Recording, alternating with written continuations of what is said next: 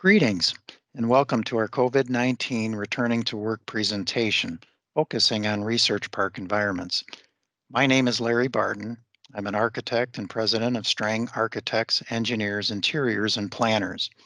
With me today is Erica Ostendorf-Mullins, Senior Vice President and Director of Interior Design. Strang is an integrated design and planning firm with in-house engineering. We have a strong focus in sustainability, health, and wellness. It's a design culture we call design synchronicity. Our Madison, Wisconsin office, shown in the picture, is LEED Gold certified and is on pace to be the first well-certified building in the state of Wisconsin.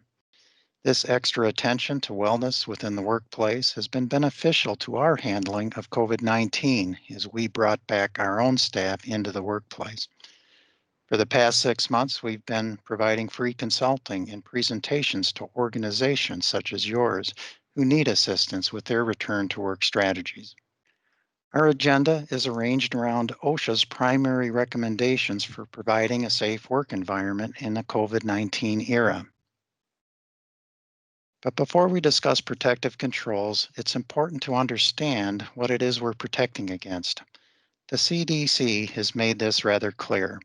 It's the spread of respiratory droplets produced from coughs, sneezes, or talking. OSHA, in turn, has issued statements about preventative measures a company can take to reduce the risk, and they prioritize these from most effective to least effective.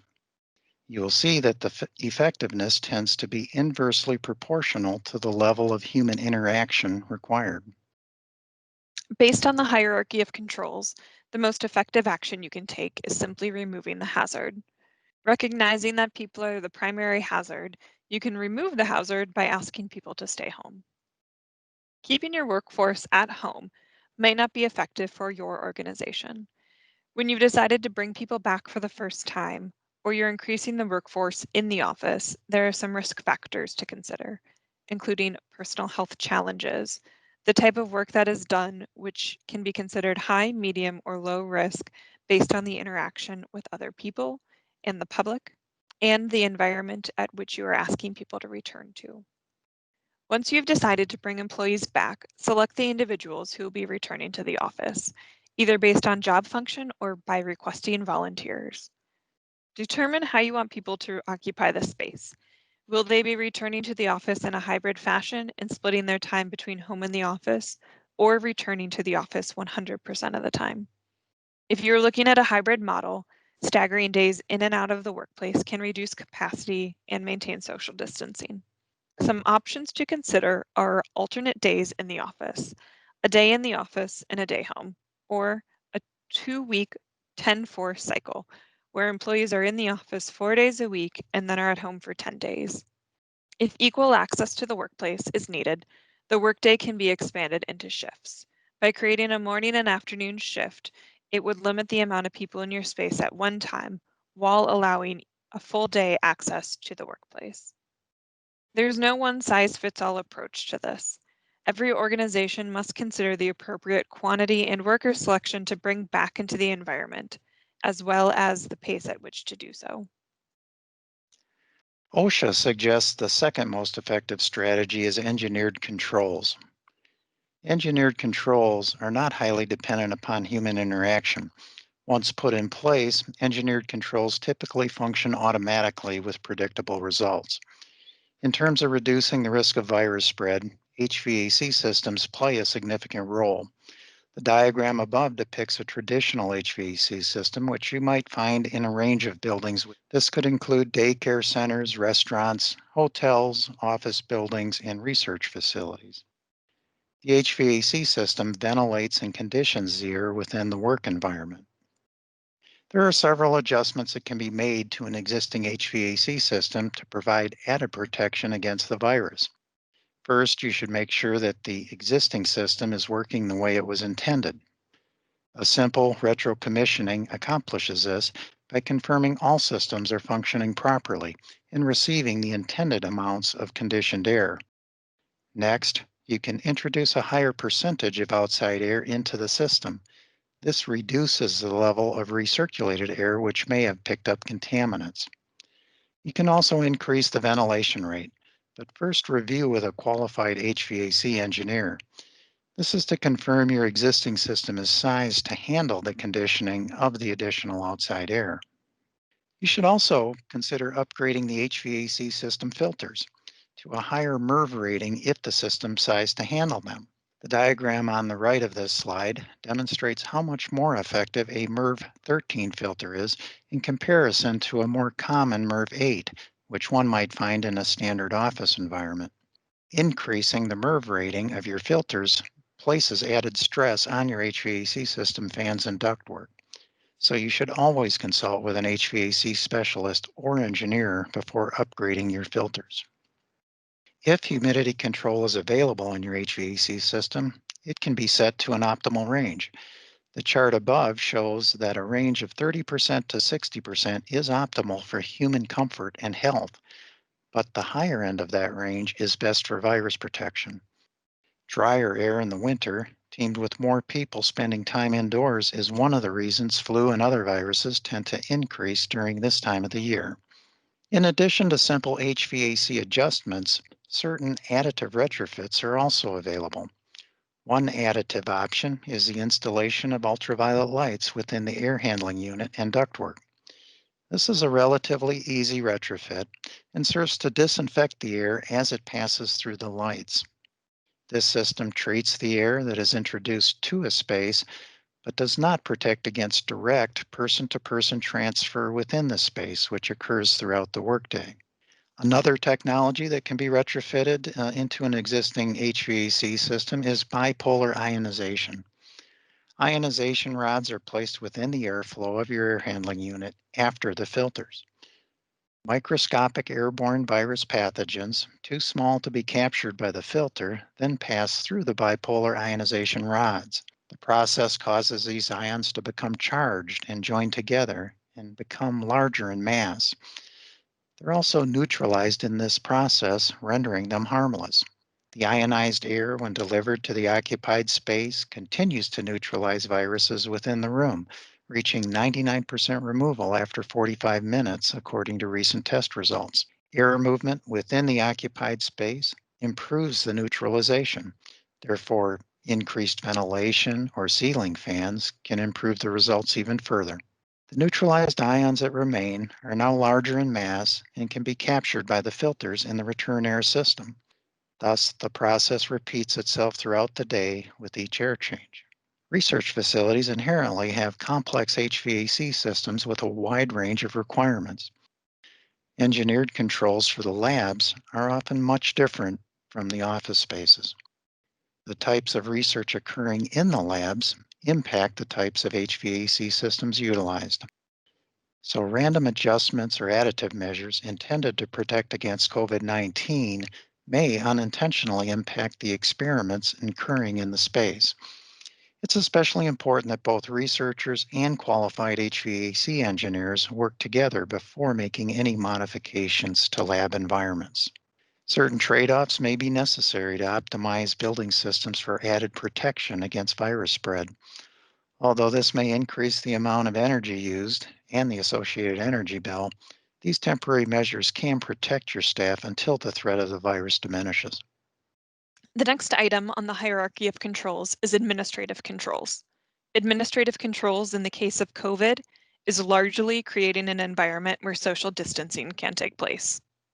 As Larry mentioned, HVAC is different between labs and the office space, so is social distancing. Labs may already have some safety precautions in place. The work area is spacious and less dense than the office environment, and PPE may already be required, such as gowning, coats, gloves, masks, etc. And there's more opportunities for hand washing.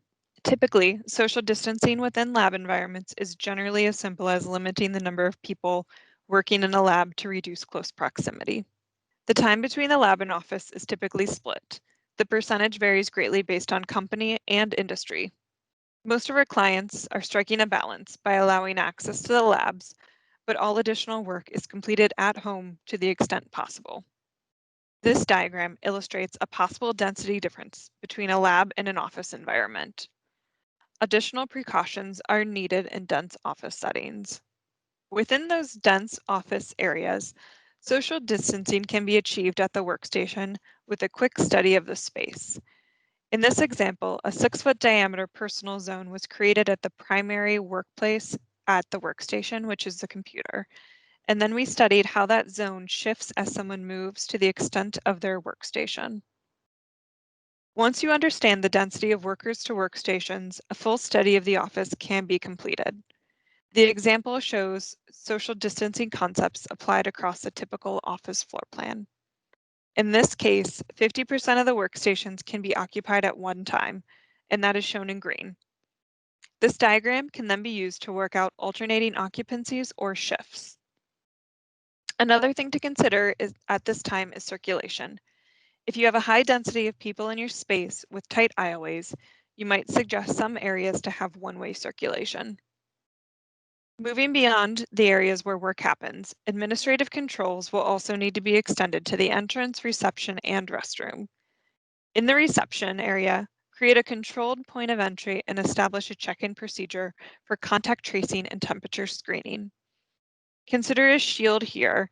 Depending on your business, the front desk worker will most likely encounter the highest number of people at a close range. In the toilet rooms, review circulation to and from the restroom to eliminate cross traffic if possible. Disable electric hand dryers and provide paper towels. If you have a pull to exit door in your restrooms, consider providing paper towel and trash receptacles at the doors. Within kitchen spaces, congestion can be common, especially around the refrigerators, microwaves, sinks, and trash receptacles. This may be an area where you consider adding additional social distancing cues like floor markers. It is also advantageous to keep disinfecting wipes near shared equipment for frequent cleaning. If your organization uses reusable dishware and flatware, consider temporarily switching to recyclable or compostable options. If trash and recycling is located within cabinets, consider switching to hands-free options. Alternate state mandated guidelines may be in place for corporate cafeterias or kitchens where food is being prepped and served. Collaboration and teamwork has long since been the engine for creativity and innovation in organizations worldwide. Social distancing will change the way collaboration occurs, but not prevent it from happening. In these collaboration spaces, follow state guidelines for maximum gathering numbers. Evaluate meeting spaces to determine how many people can safely fit into the space while maintaining proper social distancing. Remove the hazard, in this case that would be extra chairs, and provide safety procedures within these rooms. Alternatively, meeting rooms can also be used as private workspace to get more people back into the office while maintaining social distancing. Number 4 on OSHA's prioritized list of controls are safe work practices. Hand washing, covering sneezes, not touching your face, staying home when sick, and monitoring temperature are becoming commonplace.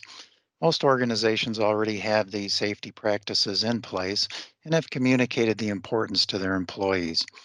Consistent messaging and setting a strong leadership example are what's needed to instill a lasting culture of safety. We recommend enhanced cleaning protocol for high-touch areas and equipment within your occupied spaces. Creating a cleaning diagram helps communicate zones and components requiring extra attention. These include things like countertops, appliances, door handles, touchscreen controls, and shared office or lab equipment. Surprising to most, OSHA has listed PPE as the least effective control of those discussed. The only reason wearing a mask is not listed as one of the most effective controls is because people are reluctant to wear them. In terms of personal responsibility, wearing a mask is the one thing that you can fully control as an individual, and it's proven to be effective in reducing the spread of COVID-19. Although initially in short supply, masks are now readily available for use in offices and research environments. There's not much more that needs to be said. Wear your mask. Certain lessons learned during the pandemic will have led to greater understanding and new possibilities within the workplace and research environments. Many will result in positive change. We should embrace the positive and move forward. So what's next post-pandemic? We are learning that not all work needs to be accomplished within the traditional workplace or lab. We are also learning that greater flexibility is possible with both hours and location. This will lead to improved work-life balance and more nimble workspace. Healthier work environments are not only possible, they will become an expectation. Virtual collaboration will continue to improve as well. In closing, we expect the work environment across all industries to change in many positive ways. It will become more distributed, collaborative, and agile, with a much greater focus on discovery and innovation. We thank you. Our contact information is listed on the screen. We welcome your questions and are happy to be a resource if you'd like to discuss any of these topics further.